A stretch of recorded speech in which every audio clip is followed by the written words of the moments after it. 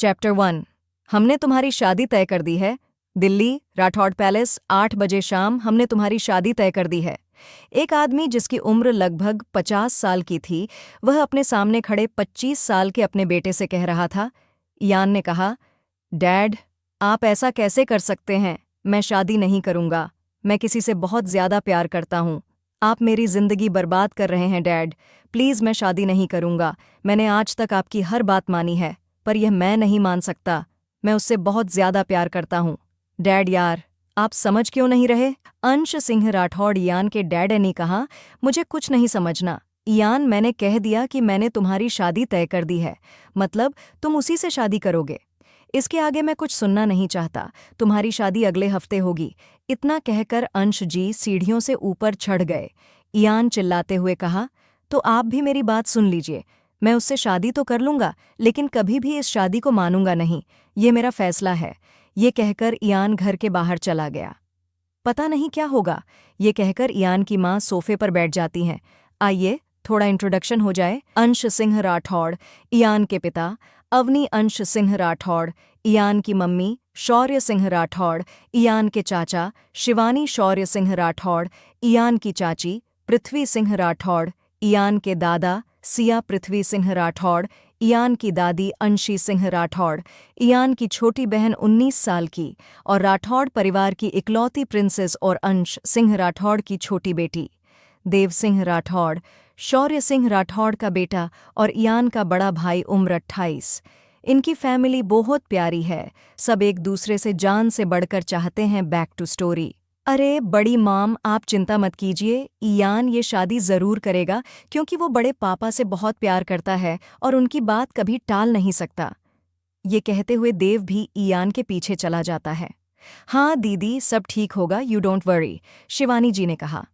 हाँ बेटा, शिवानी बिल्कुल ठीक कह रही है, दादाजी के कहा, और फिर सभी अपने अपने कमरे में चले गए। वहीं दूसरी तरफ मिश्रा निवास में। पापा, ये आप कैसी बात कर रहे हैं? मैं अभी शादी के लिए तैयार नहीं हूँ। एक लड़की जो दिखने में किसी अप्सरा से कम नहीं थी।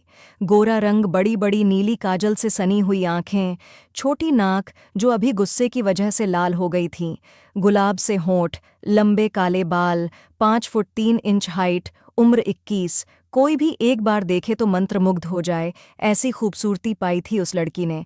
हम कुछ नहीं जानते, हमने तुम्हारी शादी तय कर दी है। अच्छा, घर परिवार मिल रहा है तो तुम्हें क्या दिक्कत है? उस लड़की के पिता ने कहा।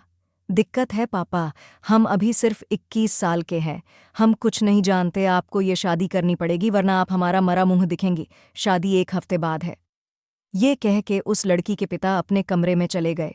वो लड़की गुस्से में टेबल पर रखा वास उठाकर पटक देती है, जिससे वास के टुकड़े टुकड़े हो जाता है और फिर वो घर से निकल जाती है। बेटा, सुन कहाँ जा रही है? एक बार बात तो सुन ले, बच्चा रुक जा। ये कहते हुए उस लड़की की माँ उसके पीछे दरवाजे तक आई, पर वो लड़की नहीं रुकी और कार में बैठकर निकल गई।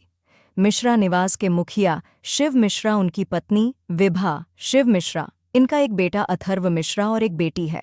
Atharva Mishra group of industry का सीईओ है और मिश्रा जी की बेटी भी ये कंपनी संभालने में मदद करती है। ये लोग ब्राह्मण हैं, पर मिस्टर और मिसेज मिश्रा के अलावा दोनों बहन भाई की एक अलग पहचान भी है। वो आगे पता चलेगा। वो लड़की बहुत तेजी से ड्राइव करके कहीं जा रही थी। कुछ ही देर में उसकी कार एक क्लब के सामने आकर रुकती है। वो कार से उतरकर क्लब में जाती है और बार काउंटर पर जाकर बैठ जाती है और एक पे एक शॉट पीने लगती है। तभी उसका भाई अथर्व वहां आ जाता है। अथर्व ने कहा, अरे बच्चा, ये क्या कर रही है? छोड़ उसे, चल घर चल। लड़की ने कहा, भाई, पापा ने मेरी शादी फिक्स कर दी। मुझे नहीं करनी शादी। कुछ करो ना भाई, आपको पता है ना 1 हफ्ते बाद कितनी बड़ी मीटिंग है। आप तो जानते हैं ना कि मैं कौन हूँ? लड़की लड़खड़ाती जुबान में बोली। अथर्व ने कहा, हाँ प्रिंसेस, चलो मैं बात करूंगा पापा से। ये कह के अथर्व उस लड़की को गोद में उठाकर लेकर निकल गया।